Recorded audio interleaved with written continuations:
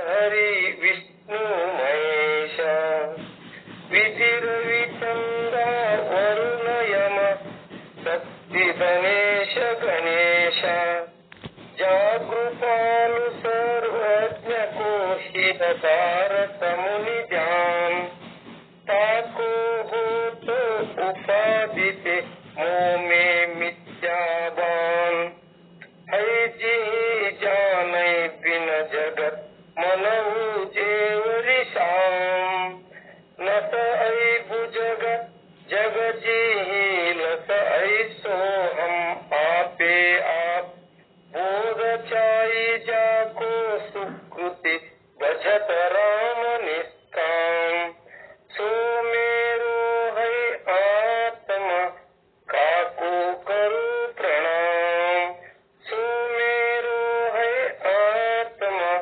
काको करो प्रणाम जो सुख नित्य प्रकाश विभु नाम रूप आधार मति न लकई जी मति लकई सो मैं शुद्ध अपार सो मैं शुद्ध अपार सो मैं शुद्ध अपार। ओम शांति शांति।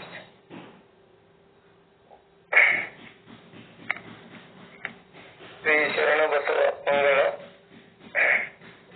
शरण बसव महाराज की जय। श्री पार्वती परमेश्वर महाराज की जय। जय मंगलम। जय नमः पार्वती। हर हर महादेव।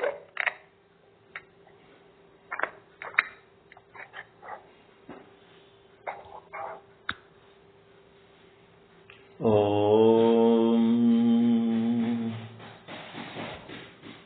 सद्गुरु श्री शुद्ध ब्रह्मणे नमः।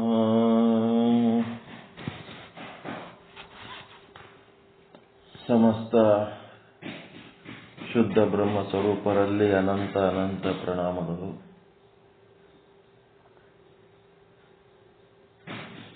ಶ್ರೀ ವಿಚಾರ ಸಾಗರ 4ನೇ ತರಂಗ ಉತ್ತಮ ಅಧಿಕಾರಿ ತತ್ವದೃಷ್ಟಿಗೆ ಉಪದೇಶ ನಡೆದಿದೆ. 151ನೇ ವಿಷಯಾಂಕ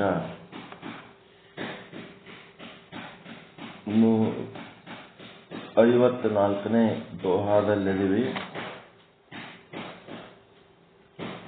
ಪೂರ್ವದಲ್ಲಿ ನಮಗೆ ಏನು ಗೊತ್ತಿತ್ತು ಅಂತಂದ್ರೆ, ಅರಿಯುವ ವಸ್ತು ಆತ್ಮ, ಅರಿಸಿಕೊಳ್ಳುವ ವಸ್ತು ಅನಾತ್ಮ ಅಂತ. ದೃಷ್ಟ ನೋಡುವ ವಸ್ತು ಆತ್ಮ, ದೃಶ್ಯ ಅನಾತ್ಮ. ಮತ್ತೆ ಶಬ್ದ ಅಂದ್ರೆ ಕೇಳುವ ಶಬ್ದ ಅನಾತ್ಮ. ಆ ಶಬ್ದ ಎಲ್ಲಿ ಉಂಟಾಗ್ತದ ಅದು ಆತ್ಮ. ಹಿಂಗೆ ನಾವು ಅಂದ್ಕೊಂಡು ಹೋಗಿವಿ. ಅರಿಯುವ ವಸ್ತು, ಈ ಅರಿಯುವ ವಸ್ತುವಿನಲ್ಲಿ ಏನಾಗಿದೆ ಈಗ, ಈ ಶಿಷ್ಯ ಏನ್ ಕೇಳ್ತಾನೆ,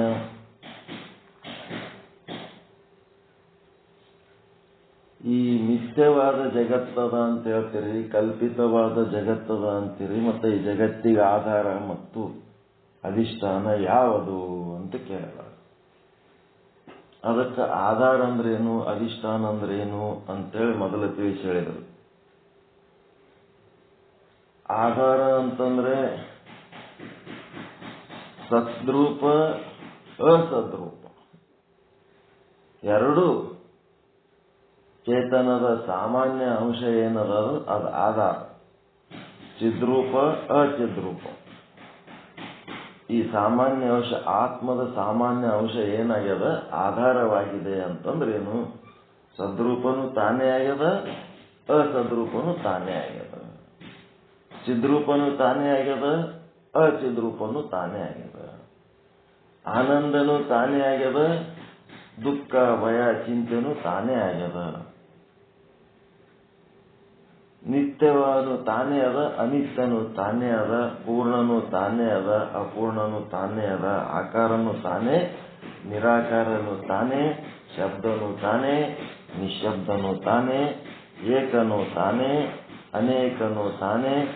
ಏನೆಲ್ಲ ಅದ ಅಣು ರೇಣು ತೃಣ ಕಾಷ್ಟ ಸಚರ ಅಚರ ಏನೇನದವ ಎಲ್ಲವೂ ಏನಾಗ್ಯದ, ಆತ್ಮ ವಸ್ತು ಏನದ, ಬ್ರಹ್ಮ ವಸ್ತು ಏನದ, ಚೇತನ ವಸ್ತು ಏನದ, ಅದರ ಸಾಮಾನ್ಯ ಅಂಶ ಏನಾಗ್ಯದ, ಇವೆಲ್ಲ ಆಗಿ ನಿಂತದ.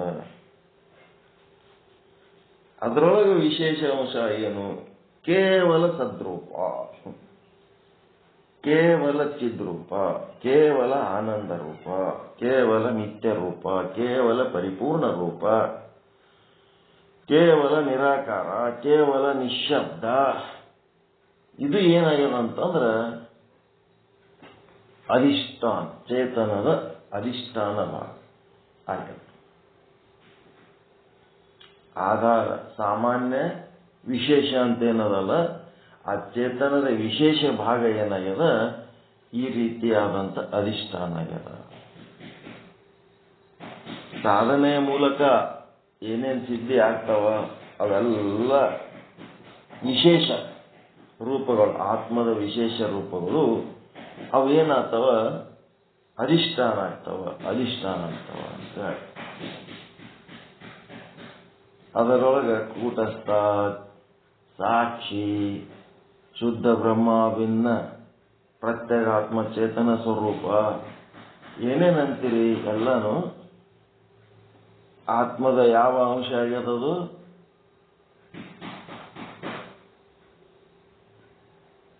ವಿಶೇಷ ಅಂಶ ಅಧಿಷ್ಠಾನವಾಗಿದೆ. ಇದು ಪಕ್ಕ ತಿಳಿದದ ನಿಮಗ. ಅಧಿಷ್ಠಾನ ಆಧಾರ ಅಂದ್ರ ಚೇತನದ ಸಾಮಾನ್ಯ ಅಂಶ ಆಧಾರವಾಗಿದೆ, ಮಿಥ್ಯಾ ಜಗತ್ತಿಗೆ ಆಧಾರವಾಗಿದೆ. ಚೇತನದ ವಿಶೇಷ ಅಂಶ ಮಿಥ್ಯಾ ಜಗತ್ತಿಗೆ ಅಧಿಷ್ಠಾನವಾಗಿದೆ. ಈ ಅಧಿಷ್ಠಾನ ಅಂತಂದ್ರೆ ಹೆಂಗಪ್ಪ ಅಂದ್ರ ಮಿಥ್ಯವಾದದ್ದು, ಕಲ್ಪಿತವಾದದ್ದು ಅದೇನದ ಅನಿತ್ಯ, ಅದು ಹೋಗ್ಬಿಡ್ತದ. ಅದು ಹೋಯ್ತಂದ್ರೆ ಏನು ಉಳಿತದ ಅದೇ ಅಧಿಷ್ಠಾನ. ಈಗ ಏನ್ ಕಾಣ್ಲಕತ್ತದ, ಕತ್ತಲ್ದಾಗ ನಮಗ ಹಗ್ಗ ಕಾಣ್ಲಕತ್ತದ, ಇದು ಹಾವು ಕಾಣ್ಲಕತ್ತದ. ಕತ್ತಲ್ದಾಗ ಹಾವು ಕಾಣ್ಲಕತ್ತದ, ಬೆಳಕು ಮಾಡಿದ ಕೂಡ್ಲೇನೆ ಹಾವು ಏನಾಗ್ತದೆ, ಇಲ್ಲದಂಗ ಆಗ್ತದ, ಅಭಾವ ಆಗ್ತದ. ಬೆಳಕು ಮಾಡಿದ ಕೂಡ್ಲೇನೆ ಹಾವು ಇಲ್ಲದಂಗ ಆಗ್ತದ. ಆದ್ರೆ ಅಲ್ಲಿ ಇನ್ನೂ ಒಂದೇನೋ ಉಳಿದಿರ್ತದಲ್ಲ, ಹಾವು ಆದ್ರೂ ಅಲ್ಲಿ ಏನ್ ಉಳಿದಿರ್ತದ, ಆಗ್ಬಿಡಿರ್ತದ. ಹಗ್ಗನೇ ಅಧಿಷ್ಠಾನ, ಹಗ್ಗನೇ ಅಧಿಷ್ಠಾನ. ಹಾವು ಇದೆ, ಹಗ್ಗನೂ ಇದೆ. ಹಾವು ಇತ್ತ ಇಲ್ಲ, ಹಾವು ಇದೆ, ಹಗ್ಗನೂ ಇದೆ. ಎರಡೂ ನೋಡಿರಲ್ಲ. ಎರಡೂ ನೋಡಿದ್ದು ಏನ್ ನೋಡಿರೋದು? ಚೇತನದ ಸಾಮಾನ್ಯ ರೂಪ. ಹಾವು ಹಗ್ಗ ಎರಡೂ ನೋಡಿರಲ್ಲ, ಅದು ಏನದು? ಚೇತನದ ಒಂದೇ ನೋಡಿಲ್ಲ. ಕತ್ತಲ್ದಾಗ ಹಾವನು ನೋಡಿರಿ, ಬೆಳಕಿನಾಗ ಹಗ್ಗನೂ ನೋಡಿರಿ. ಇವೆರಡೂ ಕಾಣೋದು ಏನಿದು? ಚೇತನದ ಸಾಮಾನ್ಯ ರೂಪ. ಬೆಳಕು ಮಾಡಿದ ಮೇಲೆ ಕೇವಲ ಹಗ್ಗ ಕಾಣಿಸ್ತದ, ಅಲ್ಲಿ ಹಾವು ಇಲ್ಲ. ಅದು ಏನದು? ಚೇತನದ ಅಲ್ಲ, ರಜ್ಜುವಿನ ಸಾಮಾನ್ಯ ರೂಪ. ಚೇತನ ಇಲ್ಲ ಅಲ್ಲಿ, ರಜ್ಜು ಅದು, ರಜ್ಜುವಿನ ಸಾಮಾನ್ಯ ರೂಪ. ಹಾವ ಹಗ್ಗ ಎರಡೂ ಏನದವ ಅವು ರಜ್ಜುವಿನ ಸಾಮಾನ್ಯ ರೂಪ.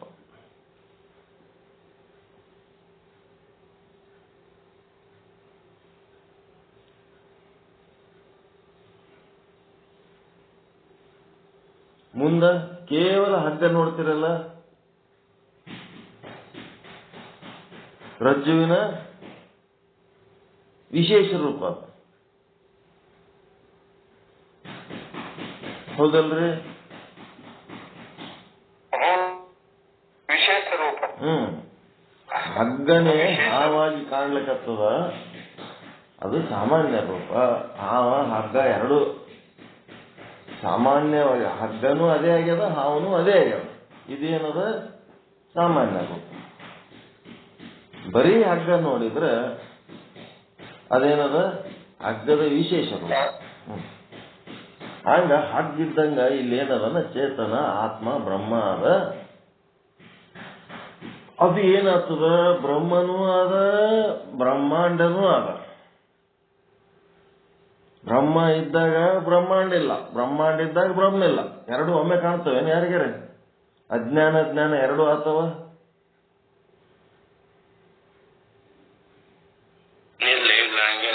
ಜ್ಞಾನದಾಗಿದ್ದಾಗ ಬ್ರಹ್ಮ, ಅಜ್ಞಾನದಾಗಿದ್ದಾಗ ಬ್ರಹ್ಮಾಂಡ. ಈಗ ಬ್ರಹ್ಮ ಬ್ರಹ್ಮಾಂಡ ಎರಡೂ ಕಾಣ್ತಾವಲ್ಲ, ಅದೇನದ ಚೇತನದ ಸಾಮಾನ್ಯ ರೂಪ. ಚೇತನದ ಸಾಮಾನ್ಯ ರೂಪ. ಮತ್ತ ಜ್ಞಾನದಾಗ ಹೋಗಿ ಕೇವಲ ಬ್ರಹ್ಮ ನೋಡ್ತೀರಿ. ಬ್ರಹ್ಮನ ನೋಡುವಾಗ ಬ್ರಹ್ಮಾಂಡ ಕಾಣಂಗಿಲ್ಲ, ಎಲ್ಲ ಬ್ರಹ್ಮನೇ ಆಗಿರ್ತಾನೆ. ಅದು ಚೇತನದ ವಿಶೇಷ ರೂಪ. ಕೇವಲ ಬ್ರಹ್ಮನನ್ನ ಕಾಣೋದು. ಆ ಕೇವಲ ಬ್ರಹ್ಮನನ್ನ ಕಾಣೋದೇನದಲ್ಲ ಕೈವಲ್ಯ, ಅದೇ ಅಧಿಷ್ಠಾನ. ಬ್ರಹ್ಮಾಂಡ ಮತ್ತು ಬ್ರಹ್ಮ ಎರಡೂ ನೋಡೋದೇನದ ಆಧಾರ. ಎರಡನ್ನು ನೋಡೋದು ಸಾಮಾನ್ಯ ರೂಪ, ಈ ಬ್ರಹ್ಮಾಂಡಕ್ಕೆ ಆಧಾರ. ಅದರೊಳಗೆ ಕೇವಲ ಬ್ರಹ್ಮನನ್ನು ನೋಡೋದು ಅಧಿಷ್ಠಾನ. ಹಿಂಗ ಈಗೇನಾಯ್ತು, ಈ ಆಧಾರ ಅಧಿಷ್ಠಾನ ಸಾಮಾನ್ಯ ರೂಪ ವಿಶೇಷ ರೂಪ ಅಂತೇಳಿ ಏನ್ ತಿಳ್ಕೊಂಡಿರಿ. ನಿನ್ನ ಕಾಡಪ್ಪ ಗುರುಗಳು ಇದು ಡೌಟು ಅದ, ಇದು ಪೂರ್ತಿ ಸಚ್ಚಾಗಿಲ್ಲ, ಅದೇನು ಪ್ರಶ್ನೆ ಅಂತಂದ್ರು. ಅವ್ರ ಜೊತೆಗೆ ಮಾತನಾಡಿದ್ದು ಆಡಿಯೋ ಹಾಕಿನಿ, ಇದನ್ನು ಸ್ಪಷ್ಟವಾಗಿ ಹೇಳಿದ್ದು. ಆ ಆಡಿಯೋ ಕೇಳ್ರಿ, ಯೂಟ್ಯೂಬ್ನಾಗ ಹಾಕಿವ್ ನಿನ್ನೆ ಪರ್ಫೆಕ್ಟ್ ಆಗಿ. ಅಲ್ಲಿ ಕೇಳಿರಿಲ್ಲ ಯಾರು? ರಾತ್ರಿ ಹಾಕಿ. ಅದ್ರೊಳಗ ಇದು ಸ್ಪಷ್ಟವಾಗಿ ಹೇಳ್ಯಾರ, ಅದು ನೋಟ್ಸ್ ಮಾಡ್ಕೊಳ್ರಿ. ನೋಟ್ಸ್ ಮಾಡ್ಕೊಳ್ರಿ. ನೆಕ್ಸ್ಟ್ ಏನಪ್ಪಾ ಅಂತಂದ್ರೆ, ಈಗ ಅವರು ಮುಂದಿನ ಪ್ರಶ್ನೆ ಏನದ, ಶಿಷ್ಯಂದು 151ನೇ ವಿಷಯ ಅಂಕದೊಳಗ 54ನೇ ದೋಹಾ. ಏನ್ ಪ್ರಶ್ನೆ? 151 ಅಲ್ಲ, 150. ಹಿಂದಿಂದ ರಿಪೀಟ್ ಮಾಡ್ಲಕತ್ತೀನಿ. 150ನೇ ವಿಷಯಾಂಕದೊಳಗ 53ನೇ ದೋಹಾ ಏನ್ ಕೇಳ್ತಾನ, ಈಗೇನಾಗ್ಯದ, ನೀವು ಆತ್ಮ ಅನ್ನೋದು ಏನ್ ಹೇಳಿದ್ರಿ? ಅರಿಯುವ ವಸ್ತು. ಅನಾತ್ಮ ಅಂದ್ರೆ ಅರಿಸಿಕೊಳ್ಳುವ ವಸ್ತು ಅಂತ ಹೇಳಿರಿ. ಆತ್ಮ ಅಂದ್ರೆ ಅರಿಯುವ ವಸ್ತು, ಅನಾತ್ಮ ಅಂದ್ರೆ ಅರಿಸಿಕೊಳ್ಳುವ ವಸ್ತು ಅಂತ ಹೇಳಿರಿ. ಈಗೇನಾಗ್ಯದ, ಆತ್ಮವಸ್ತು ಸಾಮಾನ್ಯ ರೂಪ ಅಂತ ಆಗ್ಯದ, ವಿಶೇಷ ರೂಪ ಅಂತ ಆಗ್ಯದ, ಆಧಾರ ಅಂತ ಆಗ್ಯದ, ಅಧಿಷ್ಠಾನ ಅಂತ ಆಗ್ಯದ. ಆತ್ಮಕ್ಕೆ ಸಂಬಂಧಪಟ್ಟಂತ ವಿಷಯ ಏನಾಗ್ಬಿಟ್ಟದ, ಅರಿಸಿಕೊಳ್ಳುವ ವಸ್ತು ಆಗ್ಯದ. ಈಗ ಅದು ಮತ್ತ ಮಿಥ್ಯಾ ಜಗತ್ತಿಗೆ ಆಧಾರ ಆಗ್ಯದ, ಅಧಿಷ್ಠಾನ ಆಗ್ಯದ. ಹಿಂಗಾಗಿ ಅದು ಅರಿಸಿಕೊಳ್ಳುವ ವಸ್ತು ಆದ್ಮೇಲೆ ಇದನ್ನ ಅರಿಯವರು ಯಾರು? ಇದನ್ನ ಅರಿಯುವವರು ಯಾರು?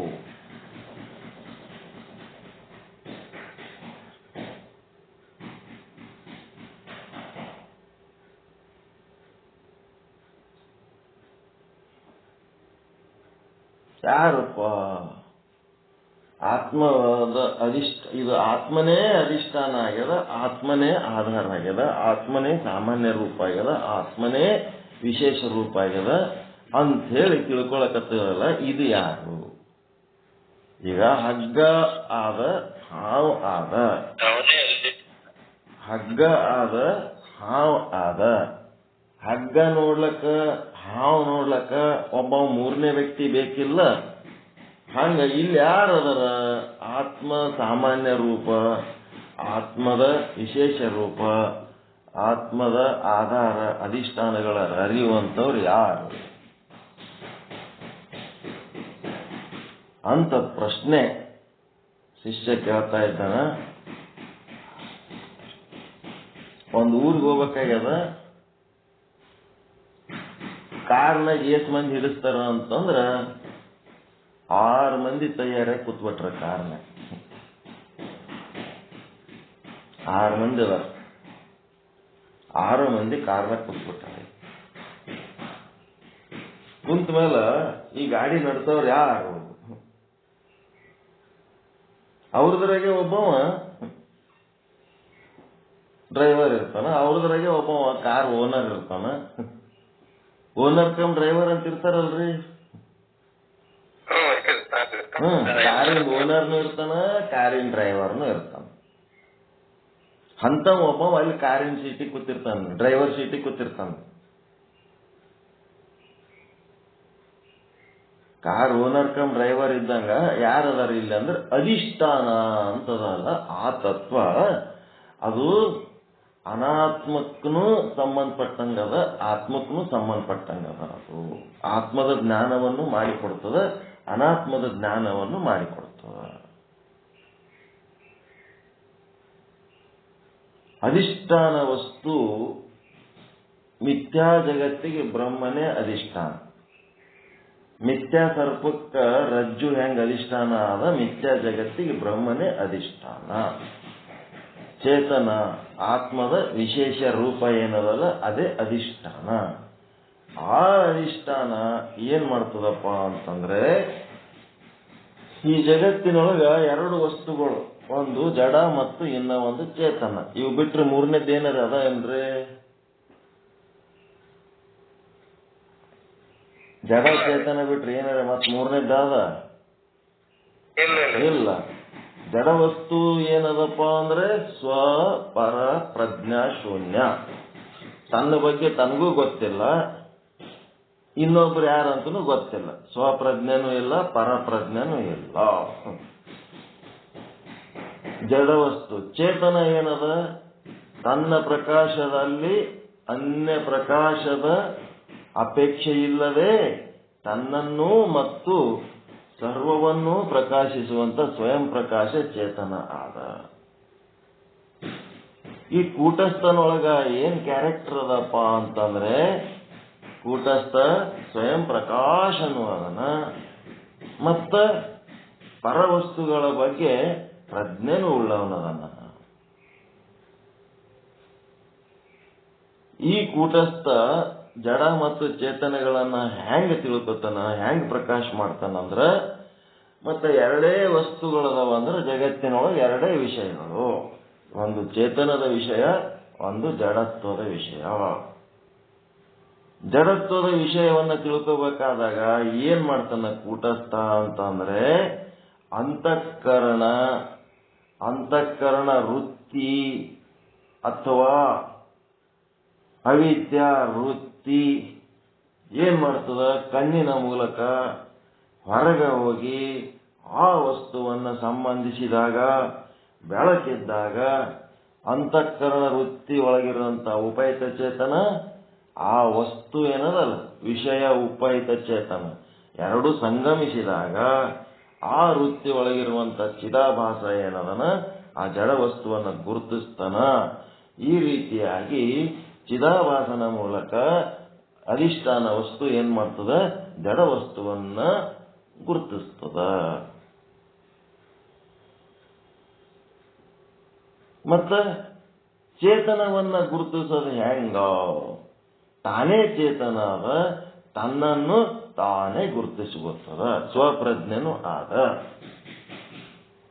ಸೂರ್ಯನ ಬೆಳಕಿನಲ್ಲಿ ಕನ್ನಡಿಯ ಬೆಳಕು, ಕನ್ನಡಿ ಒಳಗೊಬ್ಬ ಸೂರ್ಯ ಅದನ, ಕನ್ನಡಿ ಒಳಗೊಬ್ಬ ಸೂರ್ಯ ಅದನ, ಇನ್ನೊಬ್ಬವ ಆಕಾಶದಾಗೊಬ್ಬ ಸೂರ್ಯ ಅದನ. ಆ ಸೂರ್ಯ ಈ ಸೂರ್ಯ ಬೇರೆ ಅಲ್ಲ, ಆ ಸೂರ್ಯನ ಪ್ರತಿಬಿಂಬ. ಅದೇ ರೀತಿ ಕೂಟಸ್ಥನ ಪ್ರತಿಬಿಂಬನೇ ಚಿದಾಭಾಸ. ಕನ್ನಡಿ ಒಳಗಿನ ಸೂರ್ಯ ಇದ್ದಂಗ ಅಂತಃಕರಣದೊಳಗಿನ ಸೂರ್ಯ, ಅಂತಃಕರಣದೊಳಗಿರುವ ಚಿದಾಭಾಸ ಯಾರು? ಕೂಟಸ್ಥನ ಪ್ರತಿಬಿಂಬ. ಕನ್ನಡಿ ಒಳಗಿನ ಸೂರ್ಯ ಯಾರು? ಆಕಾಶದ ಸೂರ್ಯನ ಪ್ರತಿಬಿಂಬ. ಕನ್ನಡಿ ಒಳಗಿನ ಬೆಳಕು ಮನೆಯೊಳಗೆ ಹಾಕಿದ್ರೆ ಮನೆಯೊಳಗಿರುವ ಕತ್ತಲಲ್ಲಿರುವ ಕತ್ತಲ ಕೋಣೆಯಲ್ಲಿರುವ ವಸ್ತುಗಳನ್ನು ನಾವು ನೋಡಬಹುದು. ಅದೇ ಕನ್ನಡಿ ಸೂರ್ಯ ಬೆಳಕು ತಗೊಂಡು ಆಕಾಶದೊಳಗಿನ ಸೂರ್ಯನ ಬೆಳಕನ್ನು ನೋಡ್ಲಿಕ್ಕೆ ಬೇಕಾಗಿಲ್ಲ. ಯಾಕಂದ್ರೆ ಸೂರ್ಯನ ಬೆಳಕಿನಿಂದಲೇ ಸೂರ್ಯ ಪ್ರಕಾಶಿಸ್ತಾನ. ಅದರಂಗ ಈ ಚಿದಾಭಾಸನ ಒಂದು ನೋಡುವಿಕೆಯಿಂದ, ತಿಳಿಯುವಿಕೆಯಿಂದ, ಅರಿಯುವಿಕೆಯಿಂದ ಜಡ ವಸ್ತುವನ್ನು ಗುರುತಿಸಬಹುದು. ಆದರೆ ಕೂಟಸ್ಥನನ್ನು ಗುರುತಿಸುವಂತಹ ಶಕ್ತಿ ಆ ಚಿದಾಭಾಸನಿಗಿಲ್ಲ. ಆ ಕೂಟಸ್ಥ ಏನ್ ಮಾಡ್ತಾನ? ಚಿದಾಭಾಸನನ್ನೂ ಪ್ರಕಾಶ ಮಾಡ್ತಾನ ಮತ್ತು ತನ್ನನ್ನೂ ಪ್ರಕಾಶ ಮಾಡ್ತಾನ. ಈ ಇಡೀ ಜಗತ್ತನ್ನ ಪ್ರಕಾಶ ಮಾಡ್ತಾನ ಕೂಟಸ್ಥ, ಸ್ವಯಂ ಪ್ರಕಾಶದನ್ನ. ಅದಕ್ಕೆ ಯಾವ ಒಂದು ತತ್ವ ಅರಿಯುವ ವಸ್ತು, ಅರಿಸಿಕೊಳ್ಳುವ ವಸ್ತು ಆಗ್ಯದತ್ತ ಶಿಷ್ಯನಿಗೆ ಬಂದತ್ತೋ, ಈಗೇನಾಗ್ಯಾನ, ಈ ಅಧಿಷ್ಠಾನವಾದಂತ ಕೂಟಸ್ಥ ಏನದನ ಅವನು ಚಿದಾಭಾಸನಾಗಿ ಏನಾಗ್ಯಾನ? ಅರಿಸಿಕೊಳ್ಳುವ ವಸ್ತು ಆಗ್ಯಾನ. ಕೂಟಸ್ಥನಾಗಿ ಅರಿಯುವ ವಸ್ತು ಆಗ್ಯಾನ. ಎರಡೂ ತಾನೇ ಆಗ್ಯಾನ.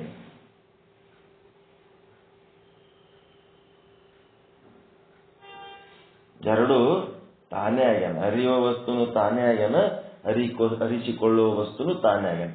ಪ್ರತಿಬಿಂಬ ಆಗ್ಯಾನ. ಪ್ರತಿಬಿಂಬವನ್ನ ಬಿಂಬ ಅರಿತದ ಇಲ್ರಿ? ಕನ್ನಡಿ ಒಳಗಿನ ಪ್ರತಿಬಿಂಬ ನಿಮ್ಮ ಬಿಂಬ ಅರಿತದ ಇಲ್ಲ? ಬಿಂಬದಿಂದಲೇ ಪ್ರತಿಬಿಂಬವನ್ನು ಅರಿತೀರಾ ಇಲ್ಲ? ಮತ್ತೆ ಪ್ರತಿಬಿಂಬ ಯಾರಾಗ್ಯಾರ? ಬಿಂಬನೇ ಆಗ್ಯಾರ.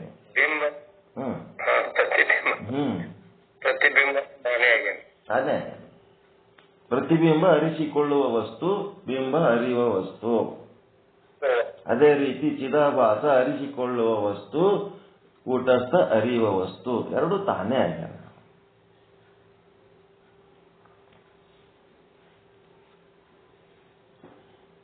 ಅವ ಅರಿಸಿಕೊಳ್ಳುವ ವಸ್ತು ಆದರೂ ಸಹಿತ ತನ್ನ ಅರಿಯುವಿಕೆಯನ್ನು ಬಿಟ್ಟನೇನವನು?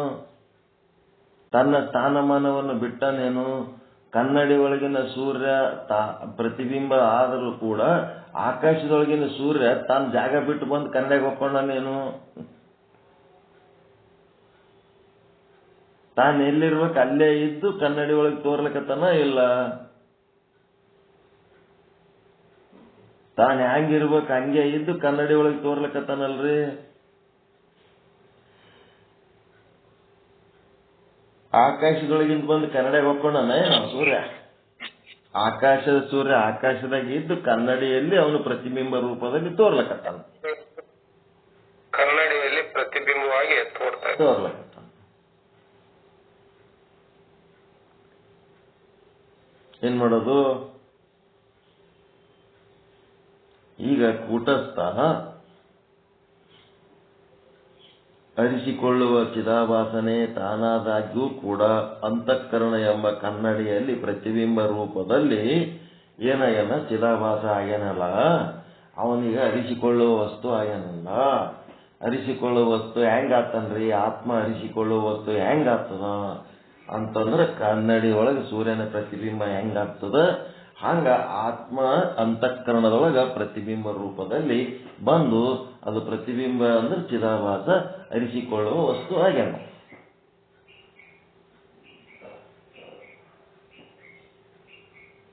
ಅರಿಯುವ ವಸ್ತುನು ತಾನೇ ಅದನ, ಅರಿಸಿಕೊಳ್ಳುವ ವಸ್ತುನು ತಾನೇ ಅದನ.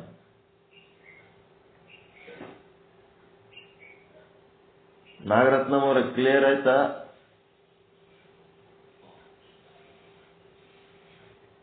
ಅದಿರಿಲ್ಲ ನಾಗರತ್ನಂ ಅವರು? ಕ್ಲಿಯರ್ ಆಯ್ತಾ? ಇರೋದಾಯ್ತು, ಕ್ಲಿಯರ್ ಆಯ್ತಾ? ಡೌಟ್ ಆತ್ಮ ಅನಾತ್ಮ ಹೆಂಗಾಗ್ತದ, ಅರಿಯುವ ವಸ್ತು ಅರಿಸಿಕೊಳ್ಳುವ ವಸ್ತು ಹೆಂಗಾಗ್ತದ ಅಂತ ಕೇಳಕತ್ತಿದ್ರಲ್ಲ. ಸೂರ್ಯ ಕೂಟಸ್ಥ ಮತ್ತು ಚಿದಾಭಾಸ ಕನ್ನಡಿಯಲ್ಲಿ ಪ್ರತಿಬಿಂಬ. ಚಿದಾಭಾಸ ಕನ್ನಡಿಯಲ್ಲಿನ ಕೂಟಸ್ಥನ ಪ್ರತಿಬಿಂಬ. ಕೂಟಸ್ಥ ಆತ್ಮಚೇತನ. ಸಾಕ್ಷಿ ಅನ್ರಿ, ಕೂಟಸ್ಥ ಅನ್ರಿ, ಆತ್ಮ ಅನ್ರಿ, ಏನೇ ಅನ್ರಿ. ಈಗ ಅದು ಕನ್ನಡಿ ಒಳಗೆ ಏನಾಯ್ತು? ಪ್ರತಿಬಿಂಬ ರೂಪದಲ್ಲಿ ಅದ. ಆ ಪ್ರತಿಬಿಂಬ ರೂಪವನ್ನ ಯಾರ್ದದು? ಪ್ರತಿಬಿಂಬ ರೂಪ ಕೂಟಸ್ಥಂದೆ ಪ್ರತಿಬಿಂಬ. ಈಗ ಅರಿಯುವ ವಸ್ತು ಯಾರು? ಕೂಟಸ್ಥ. ಅರಿಸಿಕೊಳ್ಳುವ ವಸ್ತು ಯಾರು? ಚಿದಾಭಾಸ. ವ್ಯತ್ಯಾಸ ಏನದ ಅಂದ್ರೆ ಅದು ಬಿಂಬ ಅದ, ಇದು ಪ್ರತಿಬಿಂಬ ಅದ. ಪ್ರತಿಬಿಂಬ ಎದರದು? ಬಿಂಬದ್ದೇ ಪ್ರತಿಬಿಂಬ. ಎಷ್ಟು ಚಂದದರ ಇದು.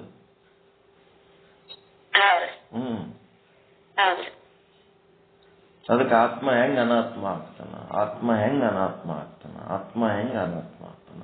ಹಾಲು ಹೋಗಿ ಮೊಸರು ಹೆಂಗಾಗ್ತದ? ಹಾಲು ಹೋಗಿ ಮೊಸರು ಹೆಂಗಾಗ್ತದ? ಹಾಲು ಹೋಗಿ ಮೊಸರು ಹೆಂಗಾಗ್ತದ?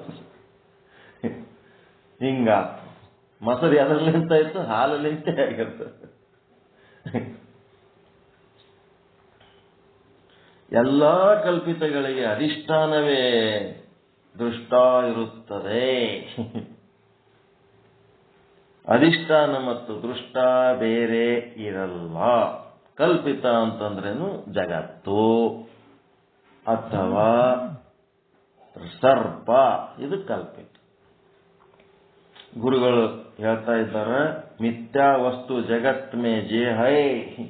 ಮಿಥ್ಯಾ ವಸ್ತುಗಳ ಜಗತ್ನಾಗ ಏನದವ? ಅಧಿಷ್ಠಾನ ಮೇ ತೇ ಹೈ. ಅಧಿಷ್ಠಾನ ಮೇ ಕಲ್ಪಿತತೆ ಹೈ. ಅಧಿಷ್ಠಾನದಲ್ಲಿ ಅವೇನದವ? ಕಲ್ಪಿತ ಅದವ. ಕಲ್ಪಿತ ಅಂತಂದ್ರೆ ಅದರಿಂದ ಸೃಷ್ಟಿಯಾಗ್ಯಾವವು? ಕಲ್ಪಿತ ವಸ್ತುಗಳು ಎದರ್ಲಿಂತ ಸೃಷ್ಟಿಯಾಗ್ಯಾವ?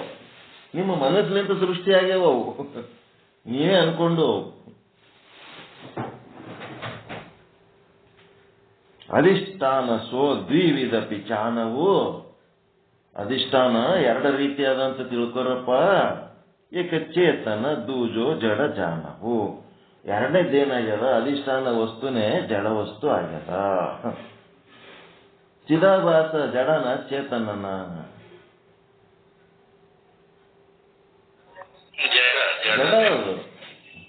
ಜಡ.